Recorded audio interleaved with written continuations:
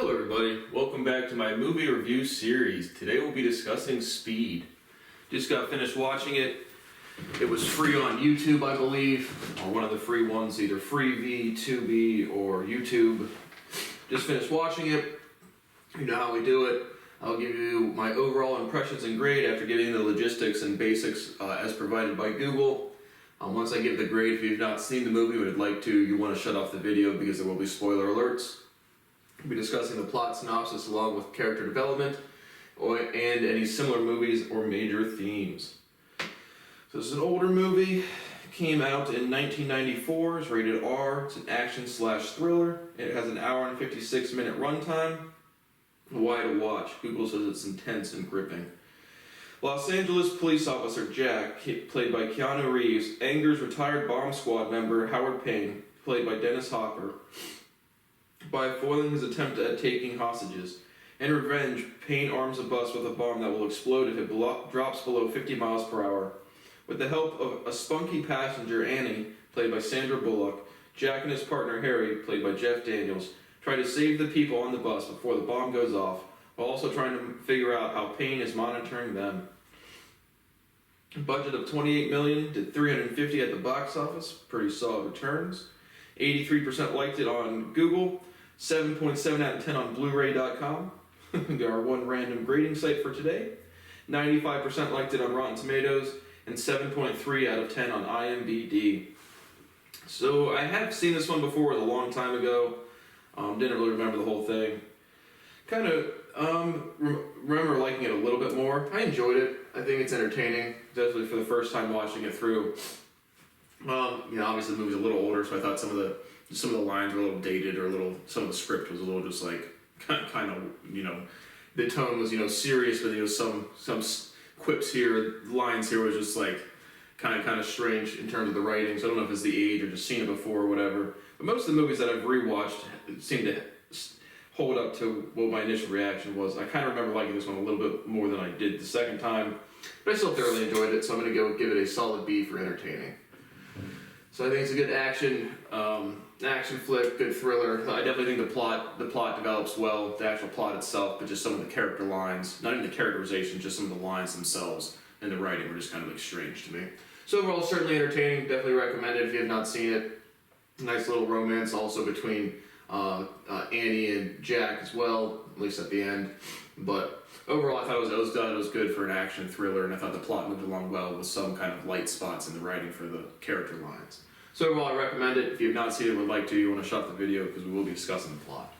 So the movie now opens up, and you meet the Howard Payne. He's rigging some elevators to blow up, trying to take some hostages, demanding money. The opening scene is literally some elevator tech noticing him where he's not supposed to be, calling him out, and he stabs that guy in the ear with a knife. So that guy's dead real quick, but you have Jack and Harry, who are police officers, and once the first bombs blow, the people in the elevator aren't sure what's happening, if it's just a malfunction of the elevator, or if, what's going on. So Jack and Harry are assigned to the elevator. They have to go keep an eye on it to, wait for the bomb squad or wait for the rest of the people to come, whatever. Their head person is Captain McMahon. I think it's McMahon. Again, I can't read the character list, but the captain, the black captain in the movie. And he directs them to go there. So they're trying to, figure out what's going on, or like what to do. They're waiting. They have like 6 minutes or 30 minutes or whatever. So they a couple back and forth talking scenes. But then pretty quickly Howard Payne realizes that they're trying to, they're back up the elevator and just save the people. Is going to foil his plan. So he blows the bombs a little early, and the emergency brakes come in and save the people, or get stuck.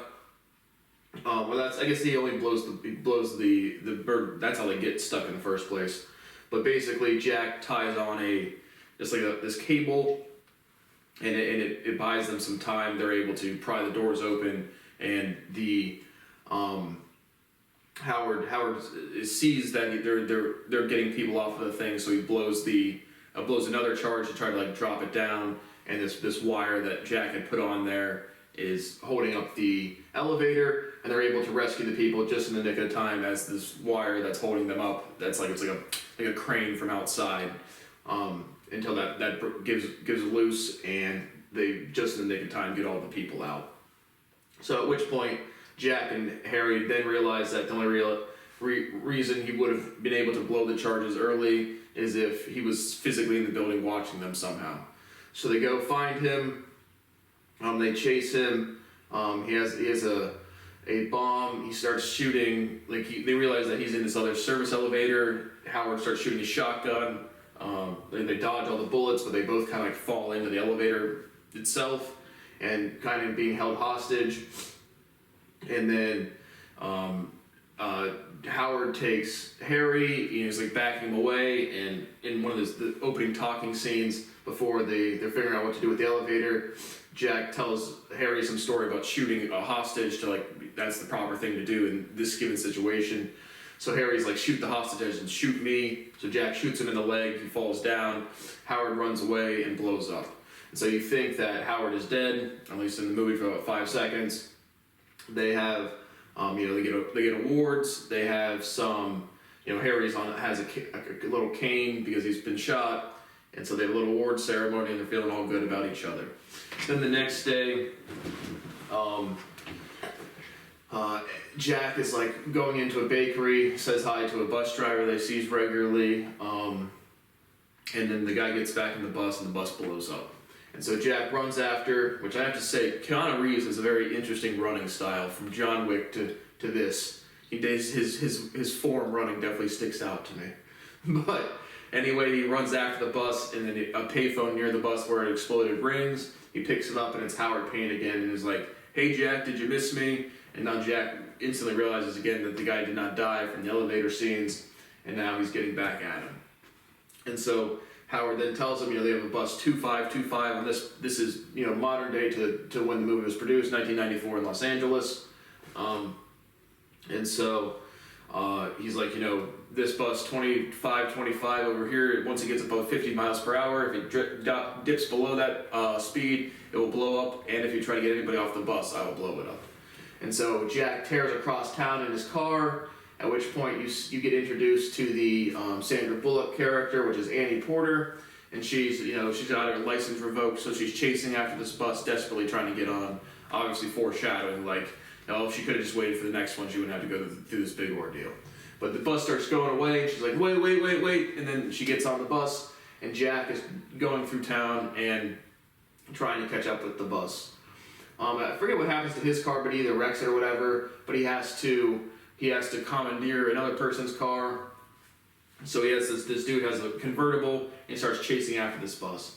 And so all of the people think, on the bus just think he's crazy, but he catches back up, he gets in front of the bus, they've now gone over the 50 miles per hour, he writes, bomb on bus on a piece of paper, it flies up onto the windshield, and so now the bus driver, Sam, is aware that, there's a bomb on the bus. And that's why this crazy guy who's a police officer is chasing them. So he is able to basically just jump onto the bus and tell the people kind of what's going on. He gets onto the bus. Once he first gets on there, I think the character was Ray, but he announces, "I'm a police officer," and then one of the passengers thinks he must have an outstanding warrant or is doing something criminal, because he pulls out a gun and is like, I'm not going in again or something. And Jack's like, "No, I'm not here for you. Whatever your crimes are, that's fine. There's a bomb on the bus. We can't. We have to work together." At which point, one of the other passengers wrestles the gun away from this dude. I think the character is Ray, but it's a minor character regardless. And the gun goes off and hits Sam, the bus driver, in the shoulder, in the back, or somewhere in the thoracic cavity area. And so Sam is bleeding pretty bad. Annie jumps up to take over driving the bus. And that's pretty much her role throughout the next, 75% of the movie. And so she's the bus driver. Sam is seriously injured. They try to, he calls back his partner Harry's back in the office, but he's good with bombs. So he kind of opens a service hatch, looks under it, and tries to figure out, what can he do with the bomb. He sees his gold watch up there, which is, minor plot development to identifying who Howard Payne is. But he can't, he doesn't look like he can disarm the bomb. And so they're driving around, they have to go through this big turn, they have to go lean to one side, and now the bus cannot go below 50 miles per hour. They're driving, a bunch of the other police officers come up on like a car shipping a trailer to try to get the people off. He's like, no, we can't take the people off, he's watching us because of these helicopters. There's news helicopters following them now. And so, they go back and forth like that for a little bit. And then basically they have they have to do a couple just big turns, and they run out of highway. And so he has to speed up really fast, kind of a not believable scene, but for entertainment value, it's whatever. They, a little like an elevated highway where they have to like ramp a bus, and immediately would just go straight down over. But for what they make it across, they jump a 50-foot gap in this elevated highway, they make it down, they're all excited, and now they get off of the highway, I think they get off the highway then, and Jack turns them into an airport where they can circle around on the tarmac until they can figure out what to do. And so they get to the tarmac, they're circling around. Jack is able to negotiate, has a couple back and forth, he's in communication with Howard, and he is able to agree that Jack wasn't on the bus originally, so he's able to get off. And so he jumps off of the bus, and he's going to try to disarm the bomb by like sliding underneath it. So they put him just on like I don't know what you call it, for like a mechanic shop, where how you get under the car, but they're going 50 miles an hour and they have to like fish him in with like some metal wire. And so he gets underneath there. He is able to like de-sheath the electrical cable but not cut the wire.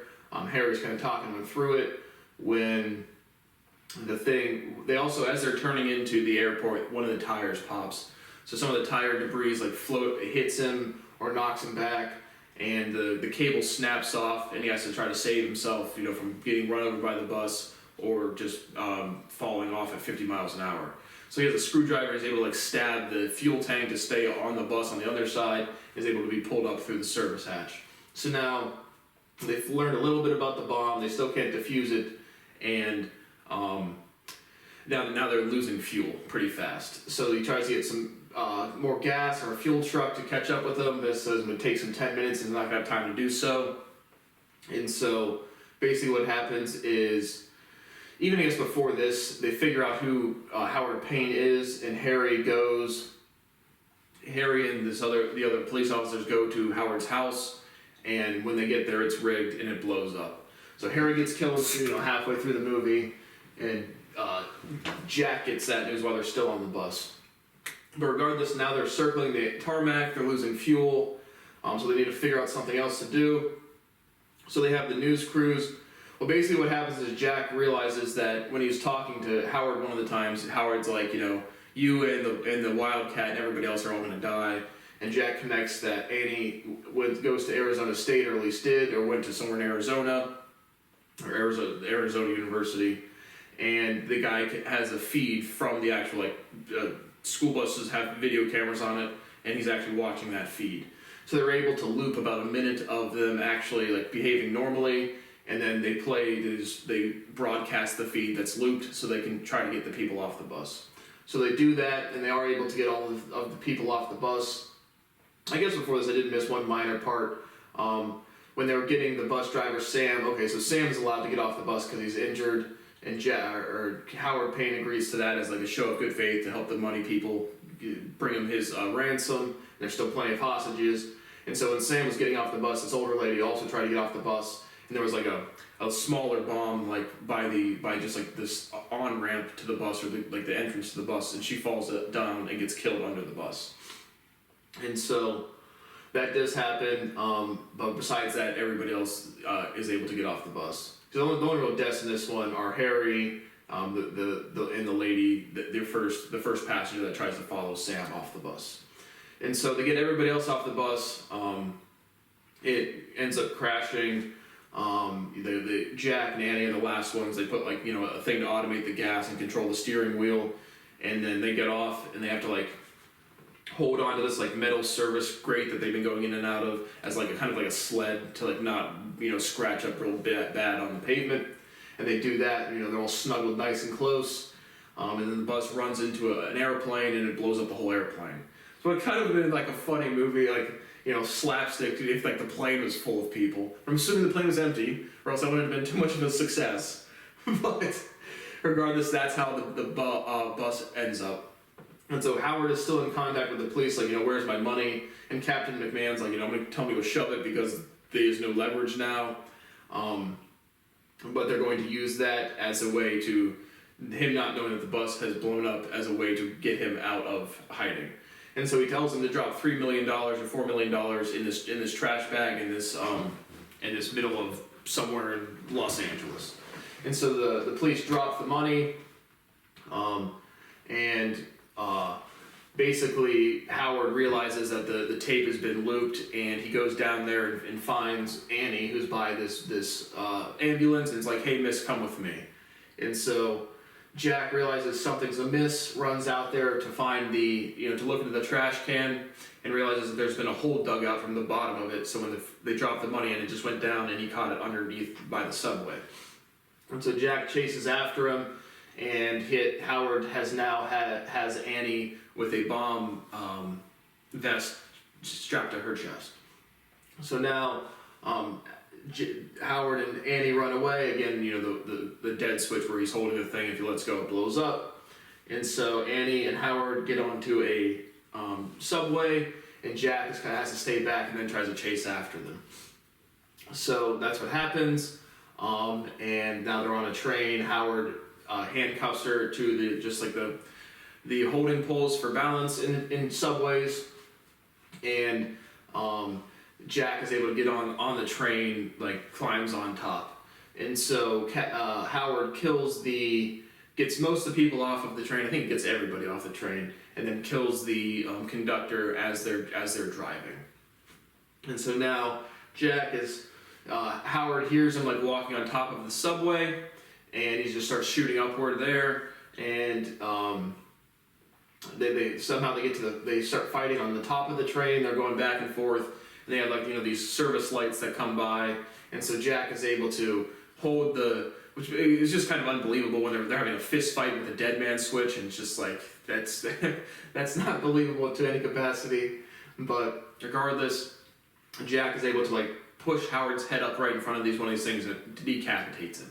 So Howard's now dead, but now they're back in the same situation where they have a bomb on a moving vehicle that they can't stop, and now the subway is also going to run out of track. So Jack decides to speed it up, like the subways, to speed it up to hopefully jump off of the track and just skid into a construction area and hopefully not blow up. And so they brace for impact. They snuggle real close again, and the train derails. They able to safely skid up. It comes up out of a subway area, and they're just in the middle of a street somewhere in Los Angeles. So now they're completely safe. And now they have a little makeout session, and Jack says something like, relationships built on traumatic events don't last, and Annie's like, well, let's just make it based on sex then. And Jack was like, all right, nice. So that's the resolution to the movie. Again, overall, I thought it was enjoyable. Middle of the rank for entertaining. That's about all I have to say for Speed. Again, there was a sequel to that. I might watch that one as well. Again, trying to keep this going, just putting up as much content as I can. So, thank you for watching, and I will see you on the next one if there is one.